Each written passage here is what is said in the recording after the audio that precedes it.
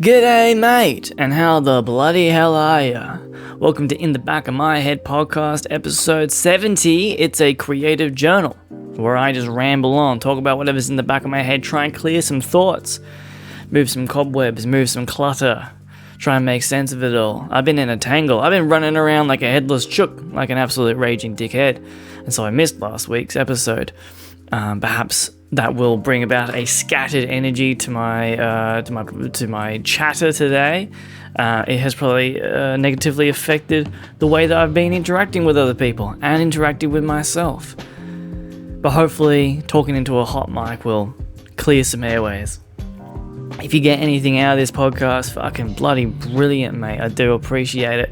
I hope it helps you get some clarity to your vision. You've got a clear view of the path ahead of you, or at least a direction, at least a little smoke trail knowing home is in the distance just beyond that mountain range. At least you got that. You don't need to know the exact coordinates, you don't need to know exactly which step comes next, you just need to know which direction you're headed. Hey! Okay, Jesus Christ. Let's bloody kick her off, baby.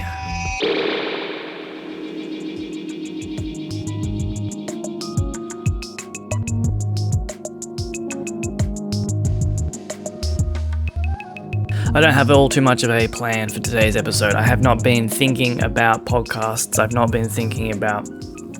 I've been thinking so much about the admin side of things. I've been just running around, as I said, like a headless chook, doing lots of little bits and pieces. And so the thought of actually kind of thinking about what's in my head when it comes to like getting back to being a creative has not really been on my mind. Except that I did say to a mate recently as I was trying to work on some stuff that I felt creatively bankrupt. I feel like I had nothing to offer. I was looking for that great spark. I was looking for that next flame. I was looking for the next eureka moment. The apple upon the head, the light globe above one's skull. I was looking for that perfect idea. And it wasn't from a lack of trying either. Actually, I was sitting down and working on shit, and I went through a few pieces, and I actually made and finished some pieces. And even at the end, I was still like, fuck me, goddamn, fuck me dead. Where am I going with this? Because the usual answer to feeling creatively bankrupt is to just get on with it, mate. Start making some shit. Usually when you say you're creatively bankrupt, it means you're procrastinating. It means you're just sitting around waiting for the good idea like I said I was doing, but I was actually putting pen to paper. I was toying around with my guitar and bass, trying to make some music, trying to write a more of a rocky kind of band song. Didn't really get anywhere with it. I did put pen, or rather digital pen, to digital paper, and I drew an egret. Oh, an egret. What a mighty of a bird. And I wasn't very happy with it. I'm still not very happy with it. I posted it and people liked it. People said, that's dope. And I didn't feel very good about it. And I wonder why that is. Final product should not be everything. Final product should actually not come into play at all to how you're feeling about your own creativity. It should be about the process. That is the most obvious statement you could possibly make. That if you don't enjoy the work, if you don't enjoy the process, then it doesn't really matter about that final product. There'll be processes that you must go through to create the final product that you are happy with that you don't particularly enjoy. There are tedious parts to everything that we do. But nonetheless, it should be relatively easy, I say. I think it should be relatively easy. I've said this about relationships as well. That when you hear, this is more like an old way of thinking, I think, about relationships. When you hear from older generations, like, oh yeah, it's gotta be hard. It's always gonna be hard, mate. There's gonna be fights. There's gonna be arguments. There's gonna be things you have to work through.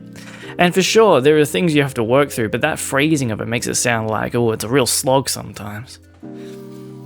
I don't know if that's the right way to go about it. I don't know if that should be the approach. I always experience, of course, there's things you got to work through, but it kind of comes effortlessly to work through those things because you love the process. I think if the relationship's good, then working on the hard stuff it just feels like it's part of it. It doesn't feel like it's actually like a slog or a workload. You're like, oh Jesus, we have to talk about shit. No, mate. You should be excited. You should be excited to work on that stuff. Pour a glass of wine and have a chat about it. Figure it out. And I feel the same kind of thing about creativity, that like those parts I don't want to do, if they're really it's a real slog, then I'm like, oh, maybe this actually isn't it. Maybe I don't enjoy it. I mean, I was speaking a few weeks ago, maybe a month ago now, about feeling like, oh, am I the one to be the marketing guy? Am I a marketer? I hate it. I truly hate it. I hate the process. I hate the process because I hate the way of speaking. You have to speak as a marketer, the way you have to think as a marketer to market your music, to market your art, to market anything. I don't hate the admin process. I like all the little spreadsheets I get to make. I like scheduling social media to a degree. Actually, I fucking hate that because social media platforms are just a dog pile of shit. They are glitchy and they are awful to work with. Every new update brings a whole new fucking load of features that are now broken. Fantastic. That part I don't mind. That part should be the tedious part that other people will be like, oh, I don't want to do that bit. That's the part I can do. Does that? I think I've muddled my analogy. But learning about the parts that you love, the tedious parts, learning about the little tedious parts that you love to do, is very freeing and is very affirming. It's very affirming that you like those bits as well.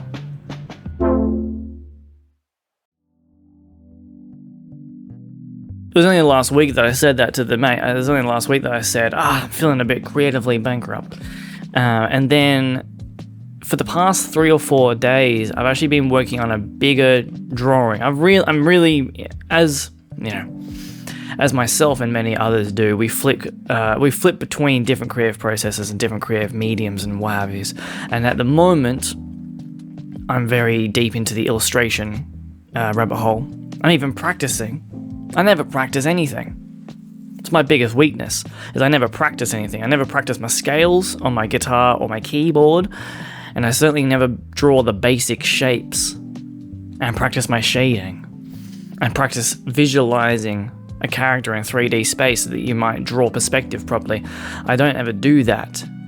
It's my biggest flaw. But I did it the other day, and I thoroughly enjoyed it. I actually had a really bloody good time drawing with no final product in sight, no intent of making a final product, no knowledge, not even like a whiff of a thought that like, oh, this might be something I could post.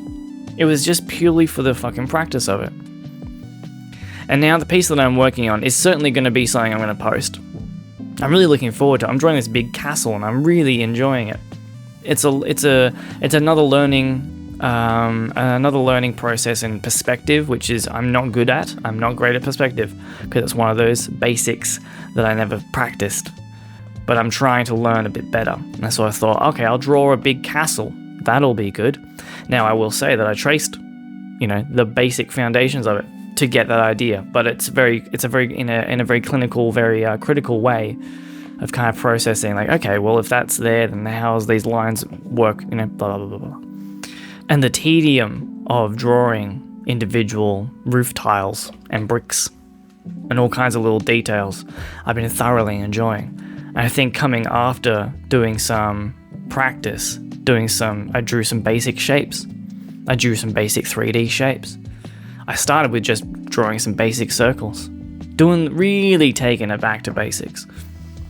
And then after doing that, I thought, okay, now I'm going to try and apply some of my 3D visualization knowledge that I've just polished up even the slightest bit more and try and put it to use by drawing a castle. And sitting there, just putting the pen to the paper, the digital pen to digital paper, I spent hours. I'm just burning hours and I'm just loving every goddamn second of it. It's very meditative. And I think that's the thing, like, in certain tediums, in certain kinds of, in the parts that shouldn't be super fun, the tedious parts, if you can find a sense of calm in those, that this is just, a place to let your mind wander let your mind quieten down for a little bit. It's a part that I never enjoyed about making music, that I still don't enjoy about making music, is the tedious side of like mixing. Oh, it drives me fucking nuts. I can't stand it. I can't stand going in and taking out all the little breaths, or turning them down at least, because I do a lot of in between, in between bars. I don't enjoy the tedious side of mixing music, but the tedious side of drawing is very meditative. And so now I'm starting to lean, like, is this maybe more the direction I want to head in?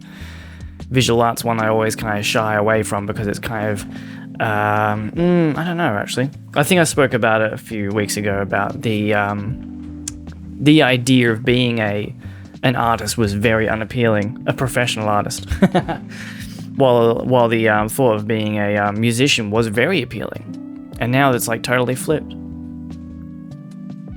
Of course, not that I'm running from being a musician at all, and there are things that I'm doing in music that I'm very excited about. Can't wait for them. But the tedious sides of music I do drive me nuts. They do drive me nuts.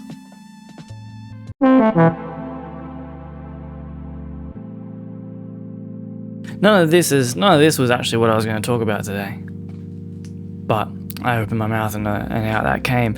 But I feel like I can actually kind of tie that in nicely, because that lack of practice, that lack of continuous practice on the basics has haunted me from the jump. As a creative, as a musician, as an artist, as anything, I really struggle. And it could be for any number of reasons. There could be a little bit of it's just how different brains work. Different brains work different ways.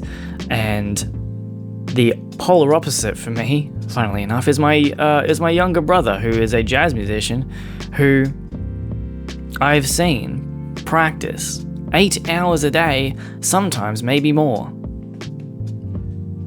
That is unfathomable to me. I can't possibly imagine just sitting down and doing the one thing, practicing for 8 hours. I'm enjoying sitting and drawing this castle for 8 hours, but sitting and drawing basic shapes for 8 hours, I think I might fucking blow my brains out. At least in that situation, I can listen to a podcast. That'll help a lot. But still, great tedium. And so maybe that gives my, as I spoke about last week, my reluctance to embrace any sort of perfectionism. For, I think there's a deep realization in me that I am completely incapable of becoming the best at anything. I am incapable of becoming the best at anything. The best at anything in terms of a specialist. I know I will not have the most dexterity in my hands when it comes to playing guitar or drawing a castle. I'd like to lean more into style as a bit of fun and also a crutch. But turning that great many hours of practice into a fine skill that is then sellable and that is then rewardable and celebrated is maybe not something I am possibly capable of. And we compare ourselves to the greats. We compare ourselves to even those around us who may not be the best yet, but are on that path because their brains work that way. And I am in no way fucking going to suggest that you should not practice your basics. I wish I practiced my basics more at the start, and I wish I would practice them more now. Not a day will go by that I don't kick myself for not practicing the goddamn basics. I wish I'd done a lot more scales on the keyboard and understood a lot more basic music theory. It would be incredibly beneficial to me. However, it's maybe not for me. I would like to keep trying and learning much more slowly, but I'm going to continue to try and learn as much as I can. But it kind of got me thinking. this is going to sound pessimistic and self-deprecating, which in a sense it could be. However, I look back at a lot of my work and a lot of what I create now, and I see it as subpar. And that is self-deprecating, that is insecurity, that is me looking at my stuff and going, you're a bit shit, mate. Without a doubt, there's a large element of it. However, at the same time, I think there is a big part of it that is, it is due to that way my brain works. I put out an enormous amount of stuff, but the quality of that stuff, I think, is at most times just below, I don't know, not an industry standard, but an expected standard, in my opinion. Maybe I'm wrong. The standard. There is I think a level of creativity to what I put out that I think is definitely worth applauding. if I'm to be charitable to myself for a second, even though every part of my Australian heart is beating faster, if I try and give myself even the remotest compliment, I think there's a creativity that is worth applauding in my work. However, the technical quality is always lacking. In everything that I fucking do. Kendrick Lamar just dropped a new record, actually. Kendrick Lamar just dropped a record, and I've been listening to it a lot. And it's actually interesting. So he dropped a record that it was announced. Well, it wasn't even announced. It just dropped out of nowhere, and everyone was like, "Holy shit, new Kendrick Lamar album!" And now I'm starting to see rumors that this is actually not an album, but it's a mixtape. And there's an important difference between a mixtape and an album. Is that a mixtape is a collection of songs that is not to the same standard, especially conceptually, as an album. Back in the day, I'm not going to go through like the history of mixtape culture. That's not really what this is about. But back in the day, you would often just like reuse or jump on the hottest beats that were already released, and you would just rap your 1632s, what have yous, and you would put that out for free. Mixtapes were always free back in the day. This is well back in the day. And it is a very different culture now. But the distinction between a mixtape and an album now, I think, like a mixtape is a bit looser. It's just a kind of a collection of like, hey, here's some ideas, here's kind of where I'm at. And I speak often about like this podcast and my music as journal entries. A lot of what I do as journal entries. And I think that lends itself to that kind of, that mentality of, this doesn't have to be the most polished, perfect project. This is just a collection of things that I'm putting out there. However, Kendrick Lamar is top tier. Like, it's not a discussion, obviously, that Kendrick Lamar is one of the greatest artists living on the planet, let alone one of the best rappers, if not the best rapper maybe ever, especially alive now. But I was watching a video by FD Signifier talking about the importance of the mid-tier. The importance of the mid-tier when it comes to music, but it got me thinking about the importance of the mid-tier in many regards. The importance of a low budget, the importance of of something that's a bit shit, but it's still fun, it's still cool. Because not everything can be a goddamn masterpiece, and in fact it would be kind of tiring if it was. Because there's room to experiment, there's room to really like take some shots that maybe they might not land, but it'll give you some ideas, or maybe not even yourself, maybe some other people ideas of what the real shot is. I'm really jumping around a lot. I'm going to try and tie this up in a bit of a bow. A bit of a better example. In the mid-tier, you can take more risks. And it's kind of, I think, expected and accepted, because if it's kind of billed that way, if it's billed as like, hey, this isn't the most expensive product, or this isn't the most ambitious project ever, This is just a bit of a mid-tier. However, we're going to play around with some stuff that you wouldn't see in the top tiers or in the AAAs or what have you, or in the Hollywood blockbusters. We're going to take some fucking risks, mate. And that's a world that I really enjoy, I think, is the mid-tier stuff. And a good example of this is the video game industry. Because in the video game industry, I would say, maybe more so now. No, now there's the indie scene. Now it's kind of split into two camps. There's the AAA and then there's the indie scene. However, in like the mid-2000s, there was more of a AAA and then there's the AA. And the AA is the slightly low budget, quick turnaround kind of games where you go in and expect them to be a bit janky, you expect the graphics to be worse, you expect the storylines to be less fleshed out, but you will also find in there some game mechanics that you would never find in a AAA at that stage. You will find where they're experimenting with trying some weird shit because they're not investing as much time and as much money into those products, whereas the AAA stuff, the AAA, we invested all of the money, so we better make all the money back, mate. And I think that rings true for a lot of other things. Music's an interesting one, I suppose. I guess in all forms of art, I guess there's probably a point when you get to the ultimate stage, when you get to like the point when you are known as the best, in which case money and things like that will be invested into you with a lot more grace of like, we trust that they're going to figure this shit out. But at the early days, for myself, maybe I'm thinking about this wrong. I mean, because I keep talking about money, but it's perhaps the most obvious and easy example. But thinking more about time,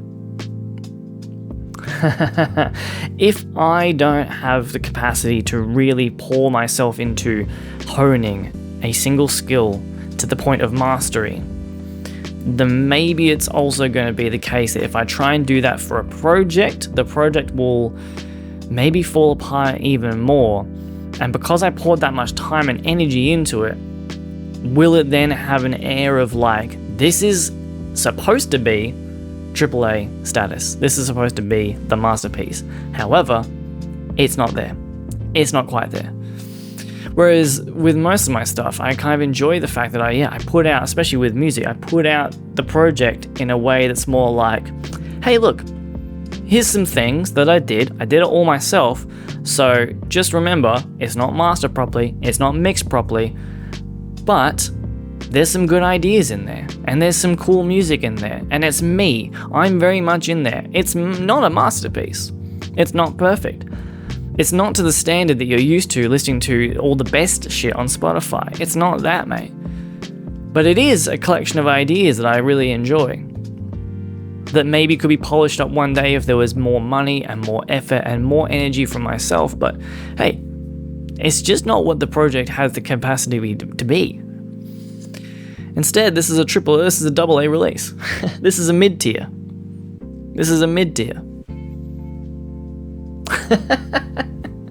Does that make some sense?